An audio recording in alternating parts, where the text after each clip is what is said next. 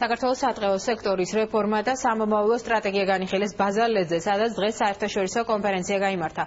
გარემოს დაცვის სამინისტროს ორგანიზებულ შეხვედრაში მონაწილეობა ევროპის 13 ქვეყნის დელეგაციამ მიიღო. მათ საკუთარი ქვეყნების გამოცდილების მაგალითზე ტყის მართვის შესახებ პრეზენტაციები წარმოადგინეს, რის შემდეგაც კონკრეტული რეკომენდაციების განხილვა მოხდა. ბაზალეთზე გამართული კონფერენცია გარემოს დაცვის საერთაშორისო დღეს მიეძღვნა. Ველია ქვეყანაში დამკვიდრდეს ტყის მდგრადი მართვის პრინციპები და დაინერგოს ის პრაქტიკა, რომელიც არსებობს განვითარებულ ქვეყნებში, რაც ერთის მხრივ უზრუნველყოფს აუცილებლად ტყეების ბუნებრივი მდგომარეობის შენარჩუნებას, ეკოლოგიური მდგომარეობის შენარჩუნებას და გაუმჯობესებას, მაგრამ მეორეს მხრივ ასევე შეიძლება გარკვეული ეკონომიკური შემოსავლის მოსახლეობის დასაქმების და ასე შემდეგ წილის შეტანა ქვეყანაში.